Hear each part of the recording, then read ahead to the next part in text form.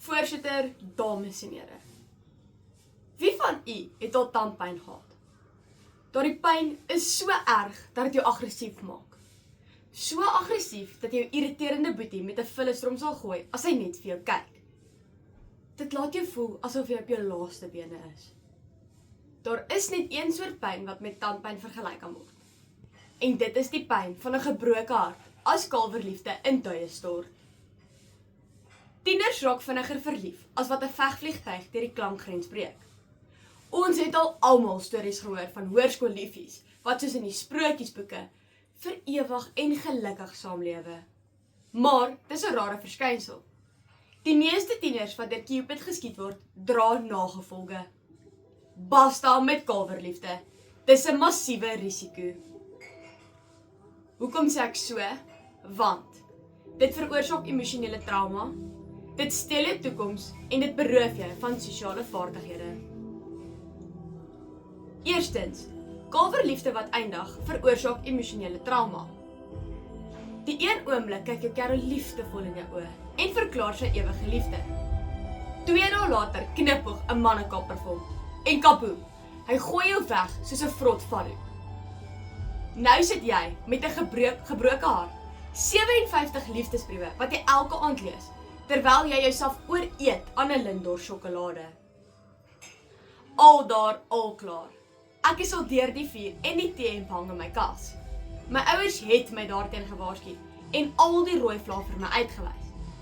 Maar watter tiener steur hulself aan rooi vlae as die skoenlappers in jou maag rondfladder? Melissa Gornacki, 'n kliniese sielkundige van Noord-Carolina in Amerika, het op die betterhelp.com webblad van 18 September 2025 gesê dat tieners nie toegerus is om 'n mislukte verhouding te hanteer nie. In die artikel Tienertrauma waarsku Melissa dat romanse wat skeefloop, depressie, angs en verwerpingssindroom kan veroorsaak, omdat tieners se breins nog nie ten volle ontwikkel is nie en hulle trauma nie so goed kan verwerk soos volwassenes nie. Dit staan rotsvas. Kyk maar vir Romeo en Juliet. Ek was tot in my sokkies geskok toe ek gehoor het dat Romeo maar net 16 en Juliet 13 was. Wat op aarde het Shakespeare gedink? Hierdie verhaal is die perfekte voorbeeld van kalverliefde wat in 'n tragedie geëindig het. Ek sal maar eerder my pa se advies volg. Hy sê ek moet eerder nie weer verlief raak terwyl ek op skool is nie. Ek gaan in elk geval by hom bly tot ek 38 is. Tweedens, steel kalverliefde jou toekoms. 'n eenvoudige voorbeeld. Jy wil graag eendag 'n beroemde chef soos Gordon Ramsay word.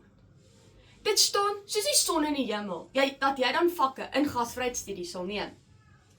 Maar jou kerel wil graag 'n inligting tegnologie spesialis word. Omdat jy hals oor die kop verlief is, laat vaar jou maar jou droom en gaan sit saam met hom in die tegnologieklas. En jou punte duik in die dam. As jy die einde van die jaar dop, beweeg jou kerel in 'n japtrap aan. En jy sit met die gebakte pere. En net so woeps, sink jou chefdroom vinniger as die Titanic. Die sielkundige Dr. Grant Benner van New York het in die artikel Blinde Liefde op die psychology.com webblad van 26 Desember 2022 geskryf dat tieners wat verlief raak nie rasioneel kan dink nie. Hulle glo dat liefde alles en almal oorwin. En in die proses loop hulle die risiko om verkeerde besluite rakende hul toekoms te maak.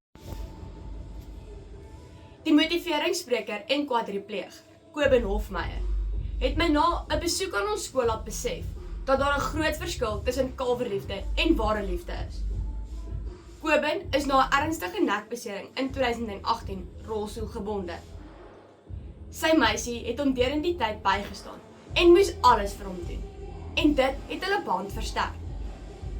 Dis mos ware liefde. Kalverliefde is meer soos griep. Maak jou knieë lam, laat jou maag draai en veroorsaak slaaplose nagte.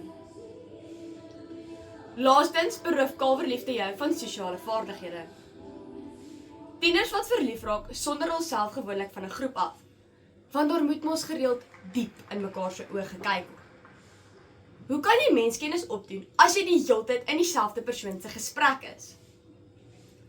Die berader en lektor, David Zwetel, verbonde aan die Washington Madison Universiteit in die VSA, het in die Januarie 2026 uitgawe van die Frontiers.com webjoernaal gesê dat vriendskappe die belangrikste fondasie in die ontwikkeling van sosiale vaardighede is. Dit is belangrik om interaksies te hê met 'n verskeidenheid van vriende in ons eie ouderdomsgroep. As iemand te jong verlief raak en hulself isoleer van vriende, leer hulle nie kommunikasievaardighede nie. Tieners moet die wyn van die lewe proe en gereeld uit die maag uitlag. Die lewe is nie 'n Hollywood fliek nie. In tienerreekse sien ons hoe 13-jarige meisies verlief raak en hulle kerels passievol soen. Anja Adola, jy moet nog met 'n babiepop speel. Op eie bodem het ek al besef dat tienermeisies te vroeg verlief raak en binne 'n jaar het hulle al 'n paar kerels gehad. Vriendskappe suig aan die agterspeen. Hoeveel paras wil jy nou eintlik sien in die hoop om jou prins te ontmoet? Dames en here, hoërskool is 'n belangrike tydperk op alle terreine. Dis nie die tyd om verlief te raak nie. Die risiko van kalverliefde en gebroke harte is eenvoudig net te groot. Want dit veroorsaak emosionele trauma, dit steel jou toekoms en dit beroof jou van sosiale vaardighede. Natuurlik wil ek ook eendag 'n blywende, geseënde huwelik met meneer Reg hê. Maar ek moet ook eers seker maak dat my prins op 'n wit perd nie 'n moesie op 'n bosvark is nie. Daarom sal ek wag tot ek volwasse genoeg is. Kalverliefde het dieselfde intensiteit as tandpyn. Dit maak jou kranksinnig. As jy dalk vir iemand van die teenoorgestelde geslag kyk en jou knie word lam, jou maag maak draaie en rillings hardloop by jou ruggraat af. Gaan dokter toe, jy's nie verlief nie, dis griepsimptome. Moet asseblief nie ware liefde met muisneste verwar nie.